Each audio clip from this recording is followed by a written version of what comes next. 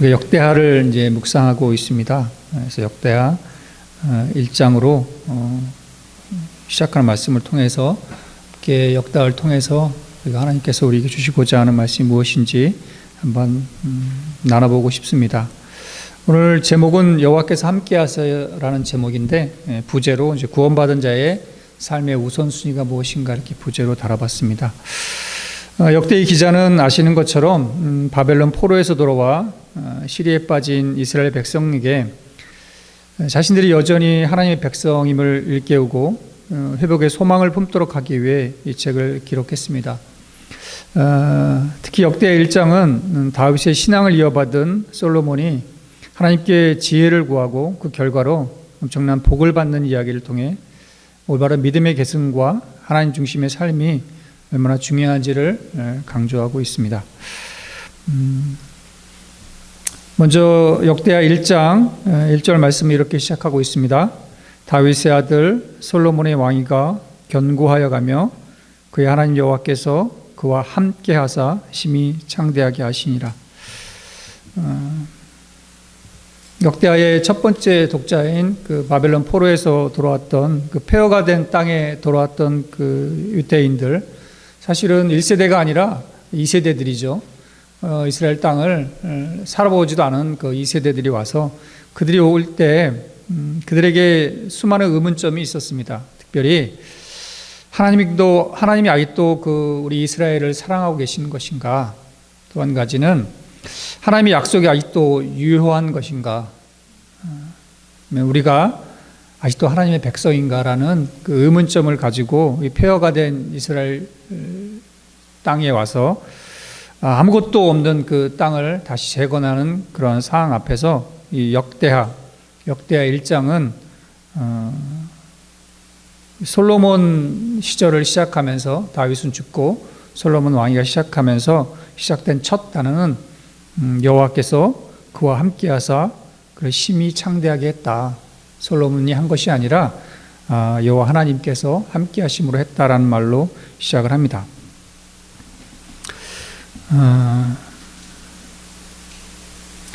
베스트셀러가 된 그 정의는 무엇인가의 저자인 마이클 샌덜 교수는 우리가 지금 위치에 있는 것이 우리가 지금의 위치에 있는 것이 오직 나의 노력과 능력 때문이라는 생각은 위험한 착각이라고 말했습니다.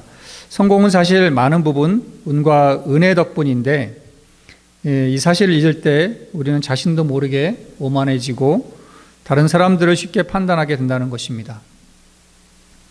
교회 성장이나 부흥도 목회자의 노력과 능력이라 생각하면 큰 착각이고 교만이 될 것 같습니다. 우리의 신앙도 마찬가지인 것 같습니다. 우리가 예수님을 믿고 구원받은 것도 우리의 노력이나 자격 때문이 아니라 오직 하나님의 놀라운 은혜 덕분입니다. 이는 종교개혁자들이 오직 은혜를 강조하며 이신층의의 교리를 확립했던 근본적인 정신입니다. 그런데도 때때로 이 은혜를 망각하고 나는 구원받았으니 괜찮아라고 생각하며 영적인 우월감에 빠지곤 합니다. 마치 구원이 내 노력으로 얻은 자격인 것처럼 말입니다. 성경은 우리에게 단순히 입술로만 주여 주여 한다고 해서 천국에 들어가는 것이 아니라고 가르칩니다. 오히려 삶 속에서 하나님의 뜻을 행하는 것만이 들어갈 수 있다고 말합니다. 이는 우리가 행함으로 구원을 얻었다는 뜻이 아니라 진정한 믿음은 반드시 삶의 열매로 나타나야 한다는 것입니다. 좋은 나무가 나쁜 열매를 맺지 않고 또 나쁜 나무가 좋은 열매를 맺지 않습니다. 이 점에 대해서 그 신학자인 톰 나이트는 그의 저서에 바울의 평전에서 우리가 구원받았다는 것이 한 번의 사건으로 끝나는 것이 아니라 평생 동안 하나님의 뜻을 따르는 삶 전체를 통해 그 믿음이 증명되어야 한다고 강조합니다. 바로 이것이 구원받은 사람의 삶 전체를 통해 구원이 확인되어야 한다는 종말론적 칭의의 진정한 의미가 아닐까 생각합니다. 따라서 우리가 구원받는 것은 끝이 아니라 하나님의 은혜에 응답하여 사회적 책임을 다하고 공공선을 위해 노력해야 한다는 새로운 시작입니다. 이러한 균형 잡힌 구원관은 우리의 신앙을 겸손하게 만들고 배타성을 버리고 세상과 화해하며 극단적 정치적 이데올로기에서 벗어나 진정한 사랑과 정의를 실천하는 공동체로 우리를 이끌어 줄 것입니다. 하나님으로부터 받은 은혜를 늘 기억하며 겸손히 주님의 길을 걷기를 소망합니다. 솔로몬은 왕위에 오른 후 온 이스라엘의 지도자들을 소집하여 기브온 산당으로 올라갑니다. 그곳은 모세가 지은 회막이 있었던 곳으로 하나님을 향한 이스라엘의 신앙적 뿌리를 상징하는 장소였습니다. 솔로몬 그곳에서 하나님께 일천 번제를 드렸습니다. 이 제사는 단순한 의식이 아니라 온 마음과 정성을 다해 하나님의 주권을 예비하고 경배하는 솔로몬의 신앙 고백이었습니다. 우리의 삶의 견고함과 번영 역시 우리가 쌓아올린 것에 있지 않습니다. 오직 하나님과의 동행을 통해 진정한 안정과 성장이 이루어집니다.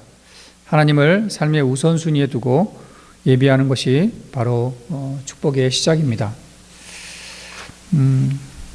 1000번제를 마친 그날 밤 하나님께서 솔로몬에게 나타나서 내게 무엇을 줄고 너는 구하라 말씀하십니다. 이 얼마나 놀라운 특권입니까? 마치 우리가 하나님 앞에서 백지 수표를 받는 것과 같습니다. 이때 솔로몬은 자신을 위한 부, 재물, 영광, 장수를 구하지 않았습니다. 대신 솔로몬은 이렇게 기도합니다.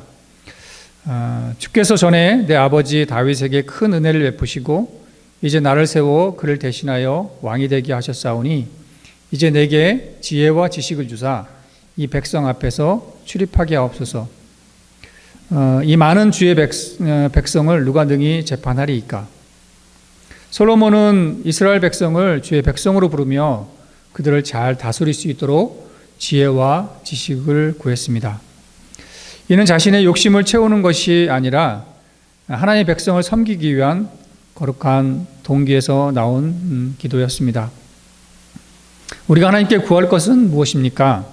내 성공과 행복만을 위한 기도입니까? 아니면 하나님의 뜻을 이루기 위한 기도입니까? 솔로몬처럼 하나님의 영광과 공동체를 위한 기도가 우리의 진정한 기도 제목이 되어야 하겠습니다.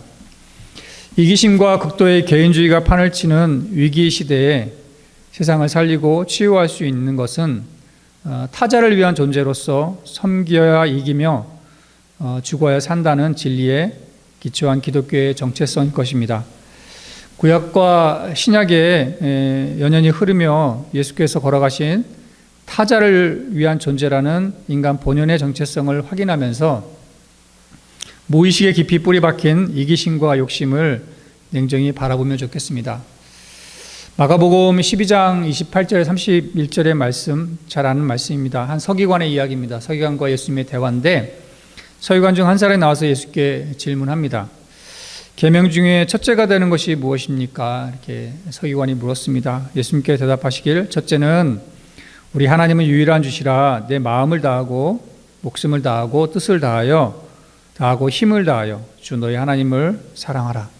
둘째는 이것이니 내 이웃을 내 자신과 같이 사랑하라. 이보다 더 큰 계명이 없느니라. 이렇게 답하십니다. 마가는 그 예수님이 베푼 가르침의 중심을 사랑의 이중계명으로 확정했습니다. 또 마태는 하나님의 사랑과 이웃 사랑이 하나라는 사실을 밝히는데 예수님의 비유 하나를 근거로 제시했습니다. 마태복음 25장 31절 46절 이런 내용입니다. 어느 의인이 종말의 날에 임금의 오른편에 서 있게 되었습니다. 임금은 그에게 나를 상속하면서 내가 줄일 때 너희가 먹을 것을 주었고 목마를 때 마시게 하였고 나그네 되었을 때 영접하였고 헐벗을 때 옷을 입혔고 병들었을 때 돌보았고 옥에 갇혀 있을 때 와서 보았느니라. 그러자 의인은 언제 그런 일을 했는지 반문하게 됩니다. 임금은 그때 중요한 사실을 알려줍니다. 너가 여기 내 형제 중에 지극히 작은 자 하나에게 한 것이 곧 내게 한 것이니라. 작은 자에게 한 일이 하나님에게 한 일이라고, 결국 그 작은 자가 하나님이란 말씀입니다. 하나님을 대하듯 하라는 의미로 볼 수 있습니다. 그 작은 자를 대할 때 하나님을 대하듯 하라는 말씀입니다. 즉 하나님의 사랑과 이웃 사랑이 동전의 양면처럼 하나인 이유입니다. 타자를 향한 사랑, 이웃 사랑은 오늘 한국 교회와 한국 사회에 꼭 필요한 주제라고 생각합니다. 최근에 우리 국민들의 의견이 둘로 아주 강하게 나눠져 있습니다. 통합과 하나됨을 구했던 교회의 기도가 무속할 정도로 한국 교회 안에서도 진보와 보수로 나누어 대립하는 모습을 보게 됩니다. 정치 이야기는 가족들이 모였을 때나 교회 모임에서나 직장에서 꺼낼 수 없는 주제가 되어버렸습니다. 다름을 틀림으로 인식하면서 상대방을 공격하는 문화가 형성되어 버렸기 때문입니다.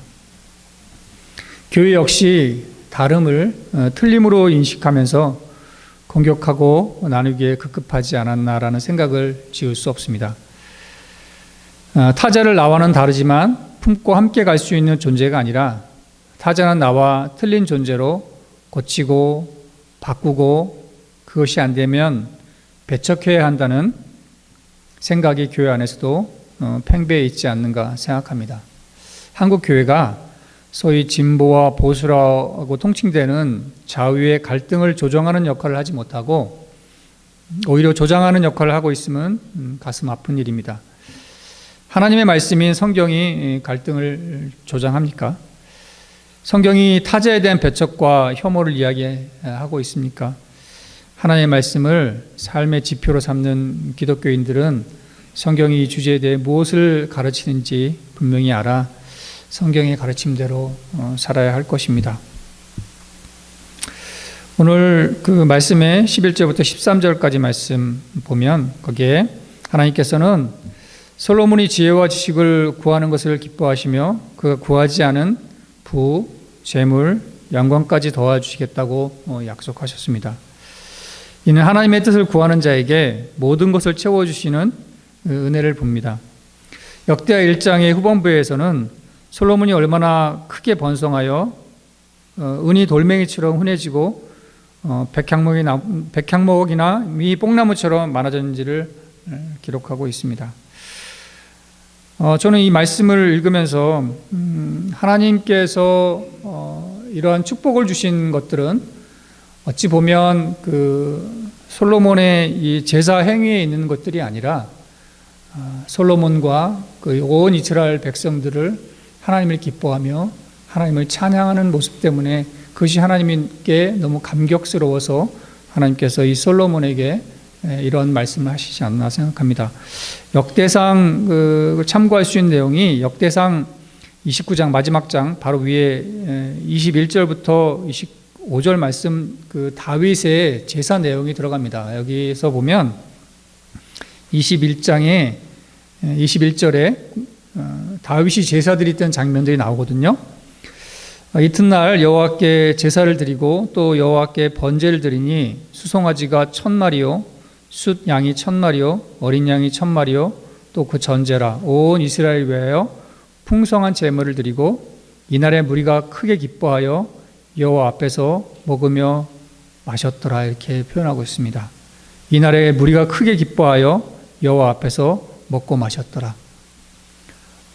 이것을 하나님이 기뻐하신 것이 아닌가 생각합니다. 제사하면서 온 무리들이 크게 기뻐하고 하나님 앞에서 먹고 마시는 그 풍요로움 그것들을 하나님이 기뻐하신 것이 아닌가 생각합니다.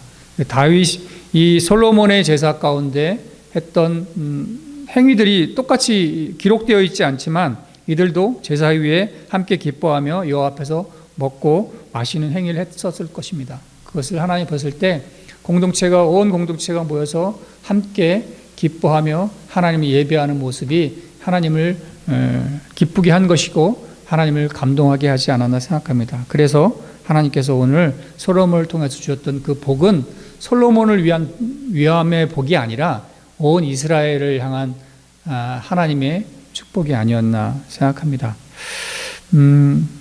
하나님을 기쁘시게 하는 기도는 우리의 필요를 넘어 구하지 않는 것까지 채워주시는 하나님의 풍성한 은혜를 경험하게 합니다. 영적인 우선순위를 둘 때 물질적인 축복이 따르는 원리를 볼 수 있습니다.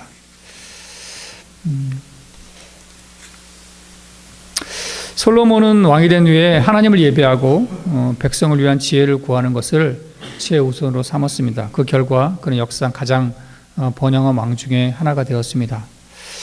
우리의 삶의 우선순위는 과연 어떤 것입니까? 세상적 가치인가 아니면 하나님과의 관계와 그분의 뜻을 따르는 삶인가요? 솔로몬의 예처럼 오늘 말씀의 예처럼 먼저 하나님의 나라와 의를 구할 때 하나님께서 우리의 모든 것을 채워주실 것입니다. 하나님의 함께하심을 인정하는 삶, 모든 우리의 발걸음 한 걸음마다 우리가 걷지만 우리가 눈으로 보여지는 것이 다가 아니고 눈으로 보이지 않는 세상 가운데서 하나님의 함께하심의 은혜가 우리 안에 있어야 된다는 것들입니다. 그리고 그것을 인식하고 의식하고 따르는 삶이 진정한 우리의 삶의 모습이 되어야 되지 않을까 생각합니다. 그리고 하나님과 함께한다는 그 삶에 우리의 발걸음은 이웃을 향해 있어야 되고 우리의 생각과 우리의 몸은 항상 연약한 이웃을 위한 함께함이 있어야 된다는 생각을 하게 됩니다. 하나님께서 함께 하신 것처럼 우리 또한 이웃들과 함께하는 것, 그리고 타자가 다름과 틀림을 인식하면서 다른 것이지 틀린 것이 아니라는 생각들을 하는 우리의 삶의 모습들이 있으면 좋겠습니다. 그렇게 했을 때 그것을 하나님이 기뻐하게 보시는 것들이고 하나님께서 우리의 구하지 않은 것까지 채워주신다는 것들이 오늘 역대하 말씀을 통해서 첫 번째 바벨론에서 돌아온 이스라엘 백성들에게 하시는 그런 말씀이고 지금 또 이 시대를 살고 있는 우리에게 하시는 하나님의 명령과 또 삶의 자세가 아닌가 생각합니다. 극도로 분열되어 있는 시대를 살고 있습니다. 무리한 요구를 하고 있는 국가와 국가 간에 무리한 요구를 하고 있는 그러한 시대를 살아가고 있습니다. 그런 반목의 세대, 분열의 세대, 갈등의 세대 앞에 우리는 과연 어떻게 살 것인가? 그런 시대의 그런 상황 앞에 우리는 어떤 삶을 선택하며 어떤 말을 하며 어떤 행동을 취해야 되는지를 오늘 역대하 말씀을 통해서 다시 한번 돌아보며 진정 하나님의 함께 하시는 삶이 어떤 것이며 하나님이 기뻐하시는 삶이 어떤 것인지 한번 우리 각자를 돌아보면서 우리의 삶의 모습들을 다시 하나님 앞에서 고백하고 우리가 하나님 앞에서 온전하지 않은 것들은 다시 한번 바꾸고 삶의 태도를 변형하는 그런 삶이 됐으면 좋겠습니다. 기도하겠습니다. 폐허가 된 유다 땅으로 돌아온 이스라엘 백성들, 아무것도 남아있지 않은 그 땅 가운데 하나님이 여전히 우리를 사랑하고 계신 것인가? 아직도 하나님의 약속은 유효한 것인가? 아직도 우리들이 하나님의 백성인가를 고민하고 있는 그들 가운데 이 역대하 말씀을 통해서 난 너희들과 함께하며 그 약속을 여전히 지킨다. 다윗과 했던 그 약속들은 여전히 유효하다라는 사실들을 말씀을 통해서 우리에게 주시는 하나님, 우리 또한 그리스도인 된 우리를 통해서 하나님께서 우리와 여전히 함께 하시며 또 하나님께서는 하나님의 사랑과 이웃 사랑하라고 하는 그 큰 계명 앞에 우리의 삶이 세상의 시류 앞에, 세상의 가치관 앞에 무너지지 않게 하시고 온전히 하나님께서 이 말씀을 통해서 이 땅 가운데 이루고자 하시는 것들을 우리를 통해서 이루시길 원하시는 그 하나님을 봅니다. 또 함께 공동체를 통해서 하나님을 예배하는 것을 하나님이 얼마나 원하시며 기뻐하시는지를 기억하게 해 주십시오. 늘 혼자가 아니라 함께 하나님을 기쁘게 하는 삶 가운데로 우리 모두가 나아가길 원합니다. 말씀 가운데 늘 살아갈 수 있는 우리 모두가 되게 하여 주십시오. 감사하며 예수님의 이름으로 기도합니다. 아멘.